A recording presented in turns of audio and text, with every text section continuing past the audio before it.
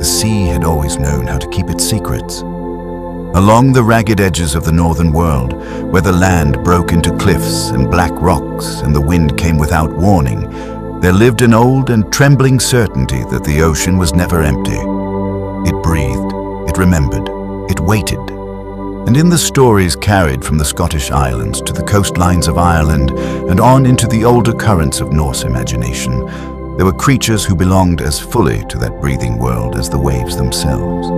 They were called Selkies, seal folk, beings of salt and shadow and sorrow, spoken of in voices lowered against the cold. In the Orkney and Shetland Islands, where the sea could seem like both a road and a grave, their presence clung to the imagination with unusual strength, as though the water there had grown thinner and the boundary between worlds more fragile. A Selkie was never a simple marvel. A Selkie was not a beast, nor entirely a person, nor a thing that could be named and dismissed as one names a bird or a stone. A Selkie was a border creature, living in the tension between longing and belonging. In the water, a Selkie moved as a seal, sleek-backed and watchful, riding the grey heave of the sea with the dark intelligence of something that knew more than it revealed. On land, the same creature could appear in human form with devastating beauty, as if the sea itself had poured its pale light into flesh.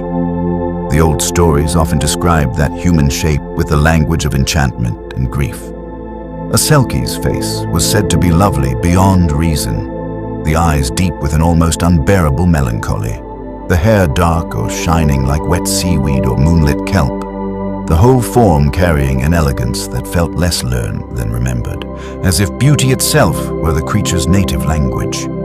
Yet beauty, in Selkie lore, was never safe. At the center of every Selkie tale lay the skin, not a garment in the ordinary sense, nor a mere shell, but the living and sacred hinge of existence. The seal skin was the key to transformation, the substance from which one life could cross into another. When a Selkie shed that skin, the seal slipped away and the human emerged. When the skin was recovered and worn again, the sea reclaimed its own. This act was never casual in the old stories. It was solemn, intimate, and full of consequence. The skin was not only clothing, it was identity made visible. It was memory wrapped around the body. To lose it was to lose the right to return. That is why so many Selkie legends carry the ache of theft. A familiar story begins on a lonely shore where the tide has withdrawn, leaving pools of silver water in the rocks and strips of weed glistening like wet ribbon. A female Selkie comes ashore, sheds her seal skin, and takes human form. She walks beneath the open sky, perhaps to dance, perhaps to comb her hair, perhaps only to breathe the air of land for a little while. Then a man, watching from the shadows or from the edge of the dune grass, finds the hidden skin and steals it. He conceals it where the Selkie cannot reach. Without the skin, she cannot return to the sea. Thus, she is stranded in a world not hers, vulnerable to the will of a human who has taken advantage of the creature's brief and trusting vulnerability. Often the man forces her into marriage. Often she becomes a wife, then a mother, and the house on the hill or by the shore receives her beauty, as though beauty could be possessed by walls. But Selkies, even when trapped, never truly belong to the land. The stories know this, and that knowledge gives them their sorrow. A Selkie may live for years as a human wife, may hold children in her arms, may sing to them in a voice that seems to come from deep water, may move through the duties of domestic life with a quiet grace that unsettles those around her. Yet the sea remains in her like a second heartbeat. It calls. It rises in her blood when the tide shifts. It haunts her dreams. It pulls at her body in ways no human household can silence. She may smile at the table and still be thinking of the horizon. She may rock an infant to sleep and still hear, beneath the crackle of the fire, the distant thunder of surf against stone. In one story after another, the hidden skin is eventually found. Sometimes a child discovers it. Sometimes the Selkie discovers it herself by instinct, by listening, by a mother's old attention to overlooked corners of the house. Sometimes the skin has been tucked into a chest, buried beneath straw, or hidden in a place where a man believed no woman would think to search. But Selkies are creatures of the sea and of cunning, and the stories rarely let captivity last forever. When the skin is found, the Selkie does not hesitate. She returns to the ocean with immediate, aching certainty, and the human family she leaves behind is often abandoned in the same instant that the sea receives her back. To the people who told these tales, that was not merely a disappearance, it was a revelation. It was the moment when the true nature of love, freedom, and possession emerged from the foam like a pale hand from the tide. The Selkie did not belong to the man who found her beautiful. She belonged to the sea. That truth made the stories tragic, but it also made them fierce. Selkie lore has never been content with a simple romance. It is more than a tale of a magical wife, more than a story of a mysterious stranger with a secret. It is a legend about consent, about confinement, about the cruelty of taking what is not freely given. It is also a story about the human hunger to hold beauty still, to pin it in place before it vanishes. The old narratives do not flatter that hunger. They expose it. They show how quickly admiration becomes ownership, and how ownership becomes sorrow. The oldest listeners would have understood this instinctively, because the northern world itself could be unforgiving in the same way. The sea gave fish and roots and trade, but it also took ships, nets, sons, and fathers. The sea was a provider and a thief. It was generous and merciless in equal measure. A creature born from such a world would naturally be imagined as something that could not be subdued without consequence. Selkies, unlike many other mythical beings, were often described as gentle. That gentleness was part of their power. They were not typically cast as monsters. They were shy, elusive, and often melancholy rather than cruel. Compared with the Kelpie, the shape-shifting waterhorse of Scottish lore, Selkies seemed almost tender. Kelpies were often frightening, dangerous, and predatory, luring humans toward drowning and disaster. Selkies, by contrast, were more likely to inspire pity than terror. Their stories did not usually end in violent punishment from the creature's side. Instead, they ended in loss, separation, and the fading echo of a love that was never meant to be captive. That gentleness, however, should not be mistaken for weakness. A Selkie's softness only deepened the tragedy. The tales seem to say that even a being of rare beauty and quiet kindness could be wounded by human greed. Even a creature with the power to move between worlds could be trapped by one concealed skin. That is the heartbreak at the center of the legend, the vastness of the sea reduced to the size of a stolen pelt. In the human form, Selkies were said to be overwhelmingly attractive. The old descriptions linger over their appearance because the beauty matters to the story.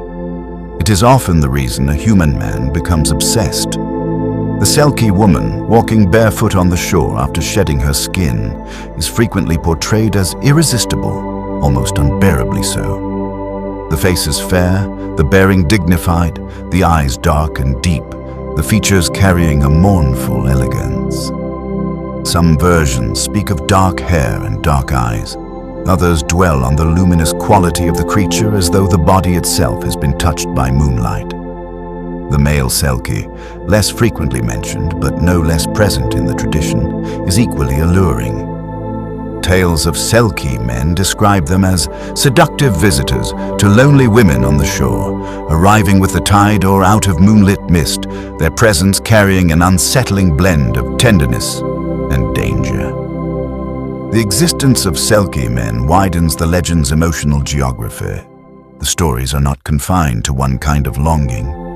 Though many of the best-known tales center on a woman forced to remain on land after her skin is stolen, there are also narratives in which a human woman calls to a male Selkie or encounters one as a night visitor from the sea. In some traditions, a woman may summon a Selkie lover by shedding 7 tears into the ocean as though grief itself were a key. These stories are less widely known, but they reveal the same underlying truth. The sea does not only take, it also answers, it also tempts. It also sends its own emissaries into the mortal world, where loneliness and desire can make even a careful heart reckless. The question of origin only adds to the mystery. Some legends suggest that Selkies are fallen angels. Others claim they are the souls of the dead. Such explanations do not cancel the seal folk's animal shape or their human beauty. Instead, they deepen the sense that Selkies are creatures of transition, beings whose true home is not entirely in the physical world. To call them fallen angels is to imagine a descent from a higher state into the salt, dark, visible world. To call them the dead is to place them among the ancestors, those who lingered near the edges of the living and came back to the shore in memory and mist. Either way, the stories insist that the Selkie is not ordinary flesh. The Selkie is an echo from beyond the obvious world. That uncertainty around origin is part of what gives the legends their haunting depth. The Selkie is both native and foreign, both familiar and unknowable. The creature can seem as immediate as the seals that sprawl on the rocks at low tide, and as impossible as a dream one cannot quite keep after waking.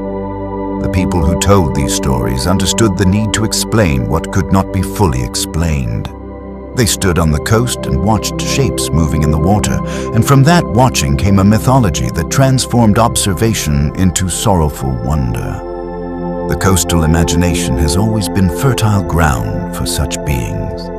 In places where land narrows and weather changes quickly, where the sea can erase tracks in minutes and make every horizon feel temporary, myth finds shelter easily. The Orkney and Shetland Islands in particular seem almost made for Selkie stories.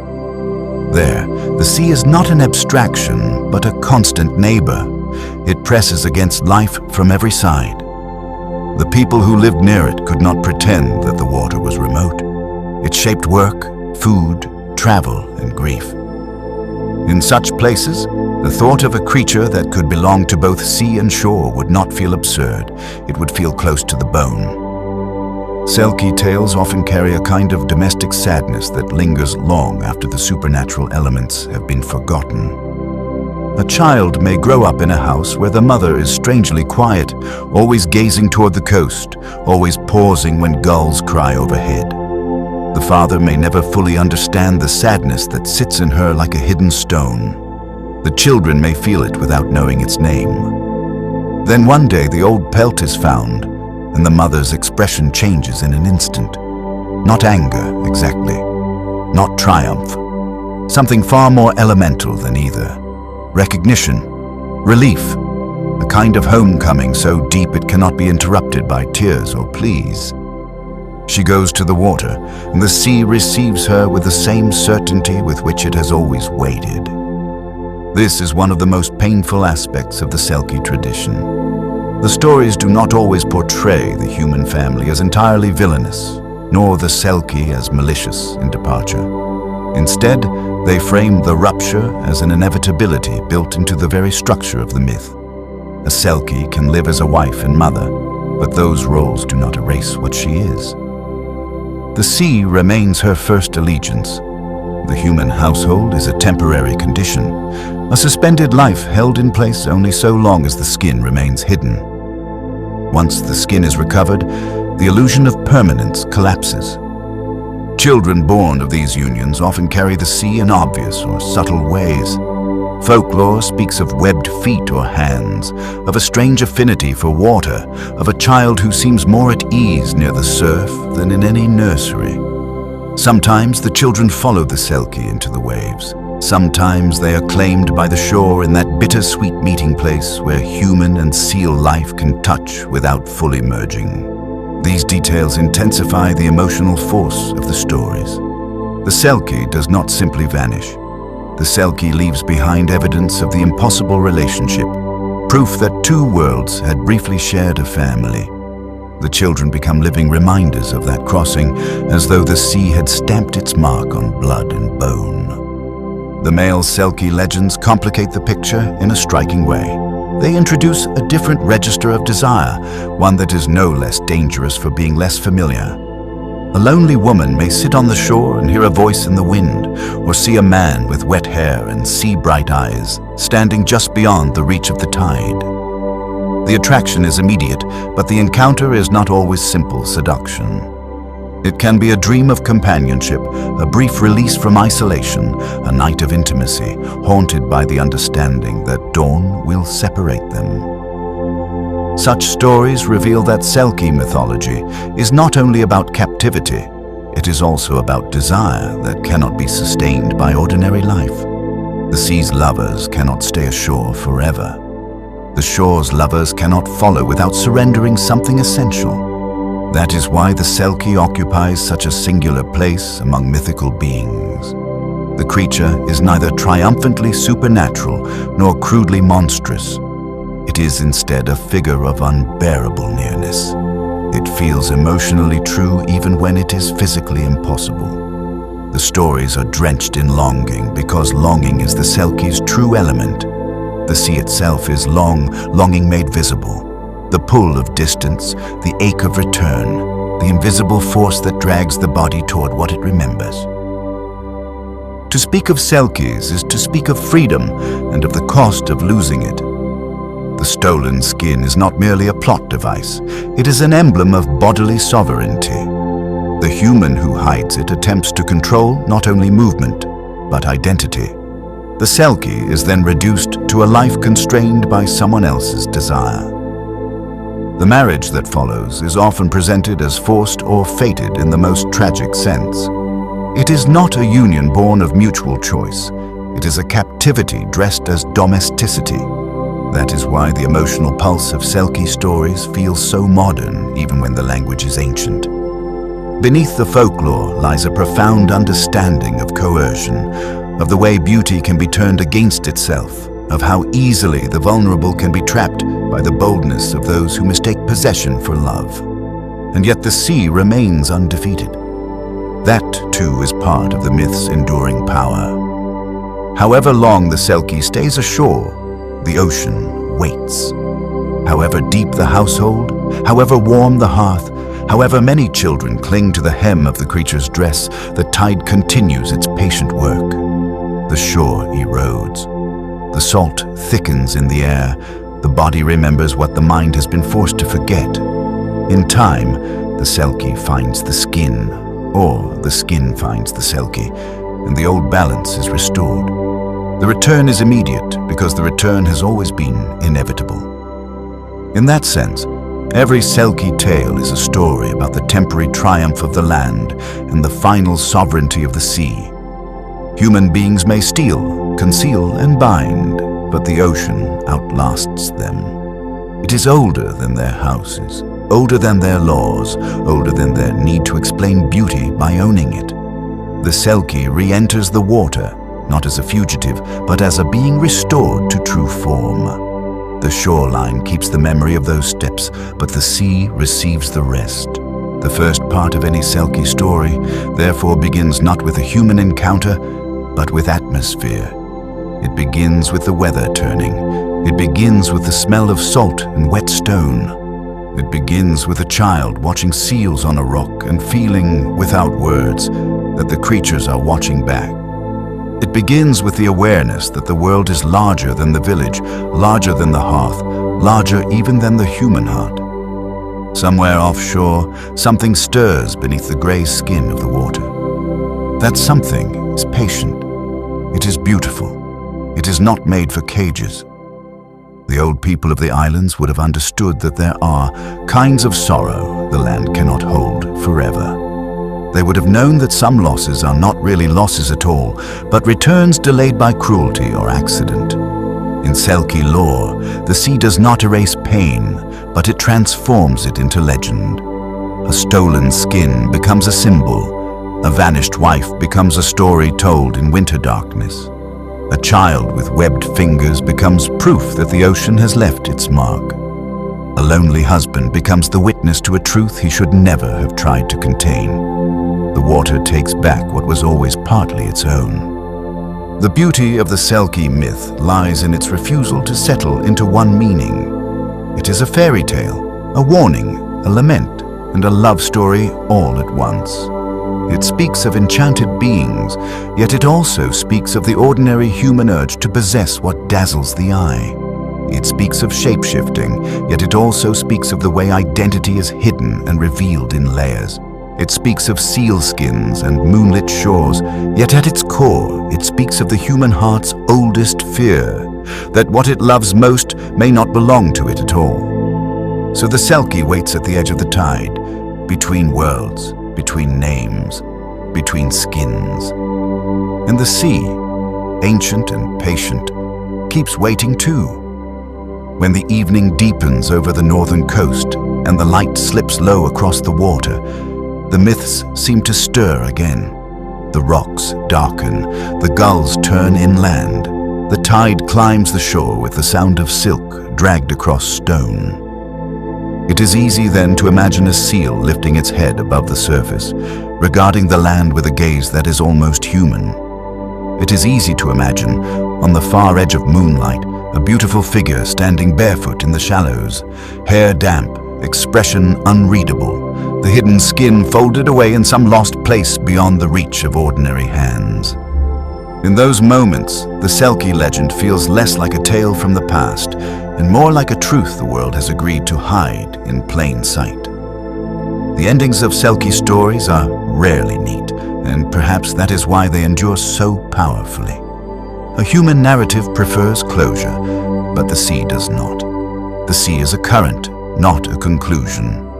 It carries memory forward even as it erases footprints from the sand. It keeps what it takes, and it gives back only by changing the shape of the return. When a Selkie slips back into the ocean, there is no rescue in the human sense, because the rescue has already happened. The creature has been restored to freedom, even if that freedom leaves sorrow in its wake. That sorrow is part of the myth's moral beauty. It does not pretend that freedom is painless. It does not pretend that love can survive without consent, or that family alone can justify captivity. It understands that a being can be cherished and still be imprisoned, adored and still diminished. It understands that grief may attend the restoration of what was stolen because those who loved the stolen thing may never again hold it.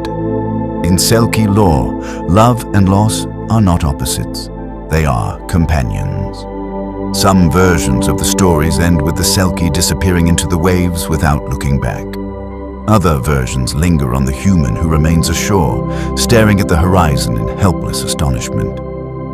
The difference matters less than the shared result. The sea remains sovereign. The creature that belonged to it has gone home. The shore is left with memory, with children, with an empty space in the household where wonder once sat at the table. The wind moves through the doorway, the fire burns lower. Salt dries on the stones. Life continues, but changed. And still the myths are told. They are told because they are beautiful. They are told because they are sad. They are told because they explain why the ocean seems at times to look back. They are told because the world contains too much mystery to be satisfied with the obvious. They are told because the image of a seal slipping from water to shore and becoming a radiant human being is too potent to lose. They are told because the idea of a hidden skin, a stolen freedom, and a love that returns only to depart again touches something ancient in the human imagination. Every culture has its threshold. Creatures, its beings of crossing, but Selkies endure because they move with such quiet force through the emotional life of the North. Their appeal is not in spectacle alone. It is in the ache beneath the spectacle. The Selkie is the embodiment of a question the sea has always asked. What does it mean to belong? The sea belongs nowhere and everywhere. It cannot be fenced. It cannot be held. It cannot be possessed without becoming less itself. A Selkie carries that same principle in the body. The creature may visit land, may love there, may even create a family there, but land can never be the Selkie's final claim. The sealskin is the reminder. The tide is the reminder. The returning wave is the reminder. In the oldest and richest versions of the lore, the Selkie does not ask permission to leave when the skin is found. No argument can hold her. No child's cry, no husband's plea, no promise of a warmer life can compete with the elemental need to return. That departure can seem cruel only to those who believe the Selkie could be made into something other than what she was. The sea does not punish. It simply restores. The wound belongs to the one who tried to own the unownable. That lesson may be one reason the stories have survived so long. They contain a hard wisdom wrapped in beauty. They insist that desire is not enough. They insist that fascination is not entitlement. They insist that love without freedom is another form of winter. And because they make those truths through the shimmering language of myth, the lesson enters the heart more deeply than any sermon could. The sea teaches by taking shape in story. A Selkie tale begins in glittering water and ends in foam, yet the journey between those two states is where the soul of the myth lives. A woman becomes a wife and still remains a creature of the tide. A man glimpses beauty and confuses it with ownership. A child inherits the sea in the curve of a foot or the pull of a dream. A shoreline absorbs the witness of all of it, year after year, as the waves return and return again. Even now, the myth does not feel finished. Perhaps that is because the sea itself is unfinished, forever in motion, forever undoing and remaking the coast. Perhaps that is because the Selkie stands for something that cannot be captured without losing its meaning. Or perhaps it is because, in every age, there are still people who understand the sensation of standing in the wrong place, bound by the wrong life, hearing some deeper self-call from beyond the visible world. The Selkie gives that feeling a face, a body, a skin, and a way home. The story is old, but it never grows stale. It glistens with wetness even after centuries. It sounds like wind over black water. It feels like a hand reaching beneath the surface for something hidden there. It is tragic, yes, but not bleak. It is sorrowful, yes, but not empty. It offers the haunting dignity of a creature that cannot be possessed, only briefly delayed. It offers the image of a beauty that belongs to the sea and therefore cannot be made to stay by force. So the tale goes on in the mouths of those who tell it. It moves from island to island, from hearth to harbor, from one generation to the next, always altered a little by the teller, always faithful to the same central mystery. Somewhere beyond the surf, a Selkie waits. Somewhere beneath a roof, a stolen skin lies hidden. Somewhere in the hush between tide and moonrise, the ocean prepares to call its own back. And when the call comes, no human hand can silence it.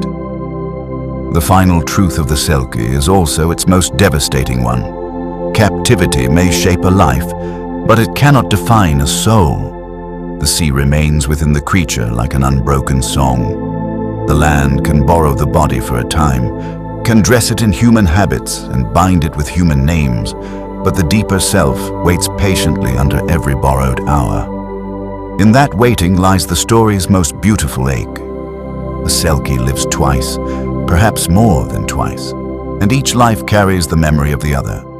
Seal, woman, lover, mother, fugitive, myth. None of these words contains the whole being. All of them are only reflections on the water. That is why the Selkie endures as one of the most moving figures in Scottish, Irish, and Norse folklore. The creature is not only a shapeshifter, it is a symbol of longing that cannot be domesticated, of beauty that cannot be owned, of the natural world's deep refusal to remain imprisoned by human desire. The Selkie is gentler than many other creatures of myth, but the gentleness itself is what makes the stories hurt. There is no triumph in the taking of such a being. There is only the tragedy of mistaking wonder for property. In the end, the sea gathers its own with absolute patience. It does not rush. It does not need to. The tide is older than theft, older than marriage, older than regret. It rises, it falls, it returns. And every Selkie story, no matter how much sorrow it contains, ends in that same inevitable motion, the creature going back where it belongs, disappearing into the cold, bright margin of the world, leaving behind only salt, memory, and the soft, impossible certainty that the shore had once been touched by something wild and beautiful and free.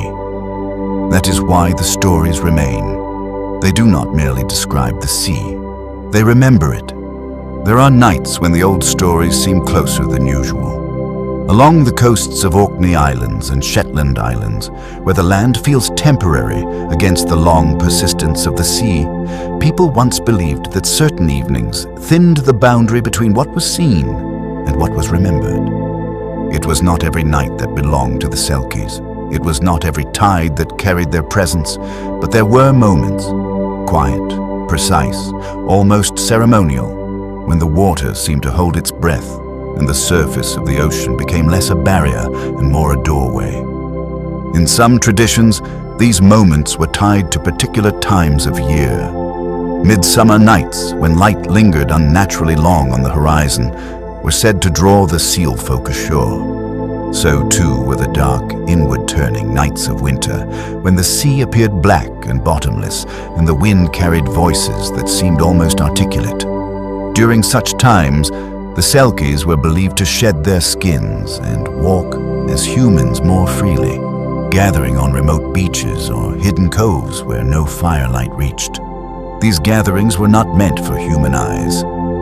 What they saw, if they saw anything at all, rarely resolved into certainty. The Selkies were not creatures that offered themselves clearly to human understanding.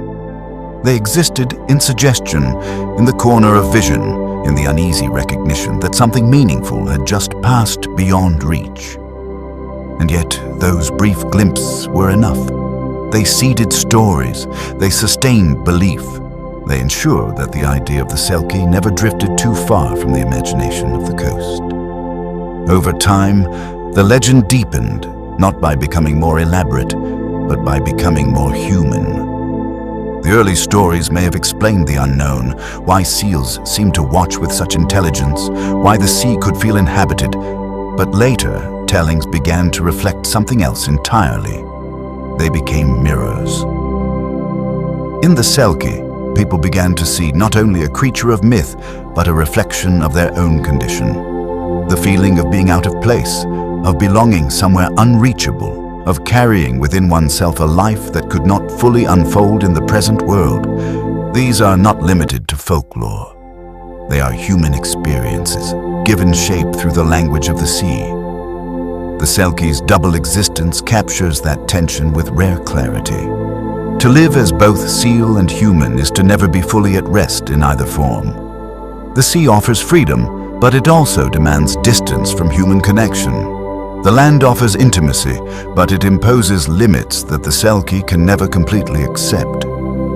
Between these two states lies a perpetual ache, a sense of incompleteness that no single life can resolve. This is why the Selkie's return to the ocean is not a simple victory. It is a restoration, yes, but also a relinquishing. The creature regains the self that was taken, but leaves behind the life that briefly took root on land. The children, the household, the fragile routines built over years, all of these are abandoned in a single irreversible act. The sea receives the Selkie without judgment, but the land does not forget so easily. Those who remain must continue with the knowledge that what they loved was never truly theirs.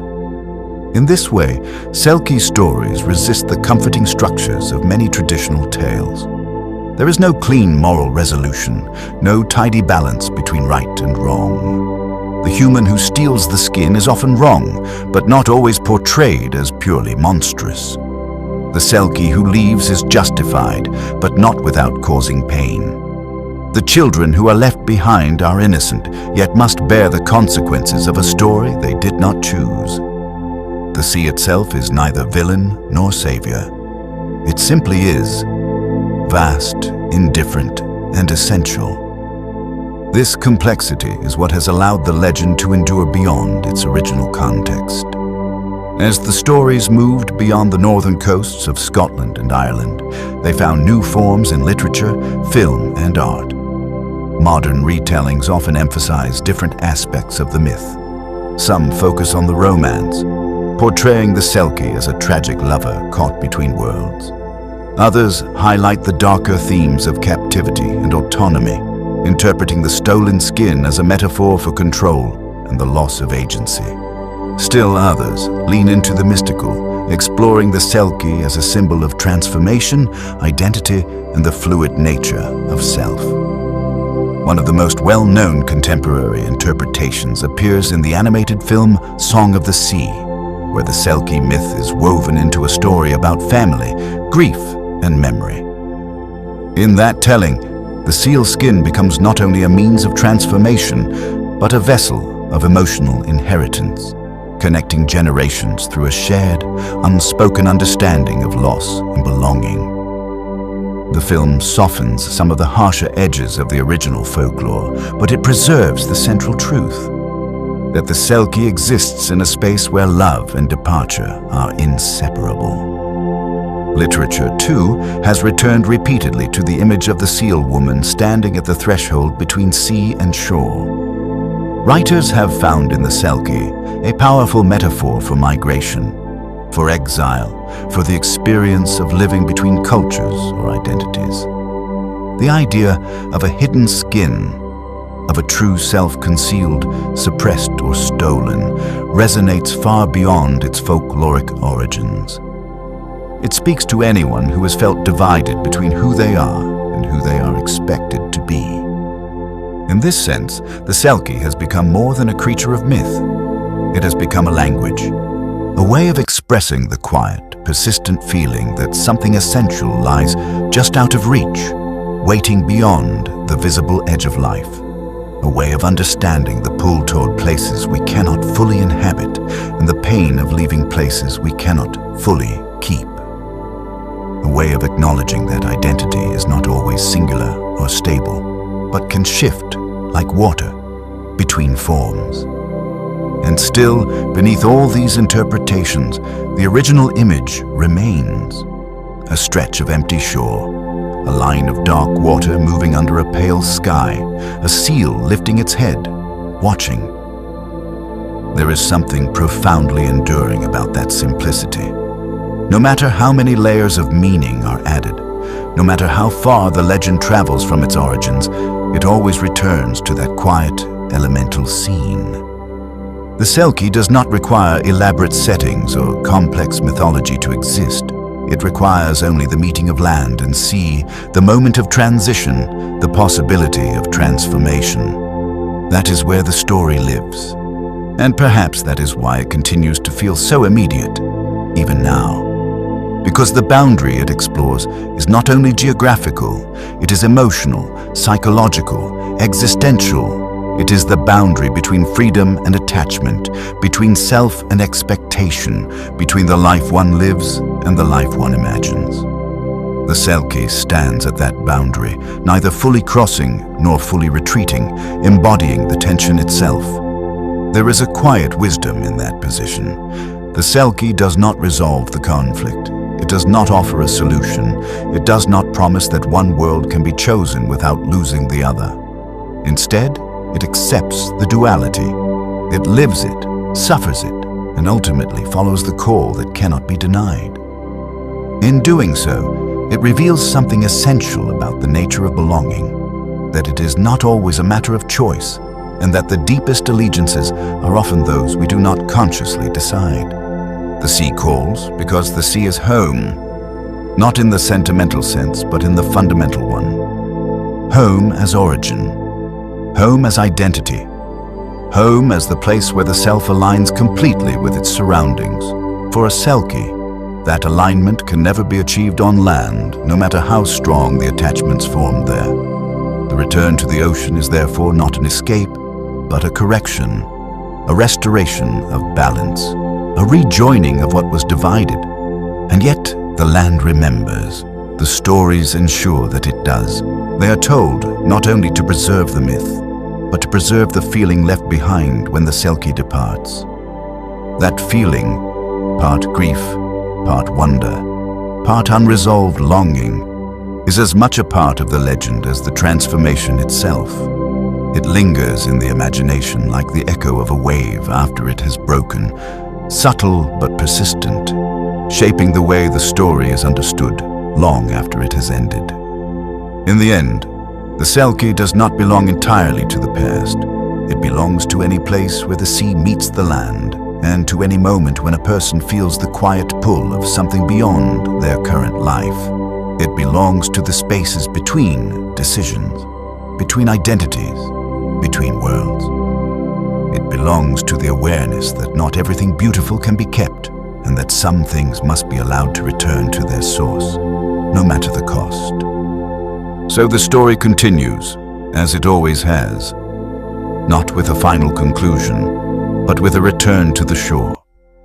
The tide moves in, the tide moves out, the horizon remains just beyond reach, and somewhere beneath that shifting surface, the Selkies endure, unseen, unbound, and forever shaped by the rhythm of a world that cannot be held, only witnessed. And if the story is allowed to linger a little longer, if it is not forced to end where the tide turns, another layer begins to reveal itself, quieter than the rest, but no less enduring. It is the layer of memory. Not the memory held by those who remain on the shore, though that is powerful enough, but the memory carried by the Selkies themselves. For a creature that lives between forms, memory cannot belong to one body alone. It must travel, it must persist through change. A Selkie who returns to the sea does not shed the years spent on land as easily as a skin.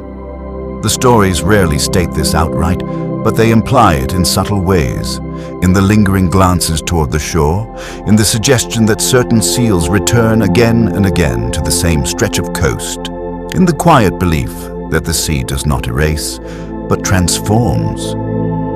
Imagine then the Selkie beneath the water after her return. The cold closes around her, familiar and absolute. The weight of the ocean settles back into place, not as a burden, but as a restoration. Movement becomes fluid again, effortless, the body remembering its oldest language. The currents speak in ways that no human voice can match. Light filters down in wavering patterns, shifting and dissolving with the rhythm of the waves above. It is a world without walls, without corners, without the boundaries that define life on land. And yet, something remains. Not regret exactly, not even sorrow in its sharpest form. Something more complex, a layered awareness, the memory of a child's hand in hers, the echo of a voice calling her by a human name, the sensation of standing upright, of walking rather than swimming, of breathing air that did not taste of salt. These are not erased by the return. They are carried like currents within the larger current, shaping the Selkie in ways that even the sea cannot entirely dissolve. This is where the myth becomes something more than a tale of transformation. It becomes a meditation on what it means to live more than one life within a single existence. The Selkie does not choose between identities in a clean, final way. Even after returning to the ocean, the human experience remains embedded within her. It becomes part of the self that now moves through water. The boundary between seal and human, once crossed, can never be fully restored to its original simplicity. There is always an overlap, a blending, a quiet complication that enriches and unsettles at the same time. From the human perspective, this is both comforting and unsettling. Comforting because it suggests that the beloved figure is not lost entirely, but continues somewhere beyond sight. Unsettling because it reinforces the distance that cannot be crossed. The sea may hold the Selkie, but it does not return her in the form that was known. It does not allow for easy reunion or simple closure. It keeps its secrets, even as it reveals their outlines through story. And so, the human role in the legend becomes one of witnessing, not controlling, not possessing, but observing. Learning to accept that some things exist beyond the reach of ownership, beyond the structures that define ordinary life. The Selkie, in this sense, becomes a teacher, not through direct instruction, but through the shape of the story itself. It teaches the limits of control, the necessity of release, the quiet dignity of allowing what is not meant to stay to depart without resistance. This lesson is not limited to the context of myth. It echoes into the broader human experience, where the desire to hold on often conflicts with the reality of change. Relationships shift, identities evolve, circumstances alter in ways that cannot be reversed. The Selkie story gives form to that process, allowing it to be understood not as failure, but as part of a larger rhythm. The tide comes in, the tide goes out. What arrives is not always meant to remain, and what leaves is not always lost in the way it first appears. In this rhythm, there is a kind of balance, not a static equilibrium, but a dynamic one, constantly adjusting, constantly in motion. The Selkie embodies that balance, moving between states without ever fully settling into one. The creature's life is not defined by permanence, but by transition. And in that transition lies a different kind of stability. Not the stability of fixed identity, but the stability of alignment with change itself. This perspective reframes the entire legend. It shifts the focus from the question of whether the Selkie belongs to the land or the sea, to the recognition that belonging itself may not be singular, that it can exist in layers, in movements, in moments of connection that do not require permanence to be meaningful. The Selkie belongs to the sea, yes, but also, in a different way, to the stories told on land, to the memories carried by those who have glimpsed something beyond the ordinary, to the quiet spaces in the human imagination where possibility lingers. In that sense, the Selkie never fully leaves the shore. It remains, not in physical form, but in presence, in the stories repeated across generations, in the subtle shift of perception that occurs when one looks at the ocean and feels, however faintly, that it is not empty, that it holds lives, histories, and meanings that extend far beyond what can be seen from the surface. This enduring presence is what gives the legend its final, quiet power. It is not a story that demands belief in a literal sense. It does not require the listener to accept the existence of shape-shifting seal folk as a physical reality. Instead, it invites a different kind of engagement, one that operates at the level of feeling, of intuition, of recognition.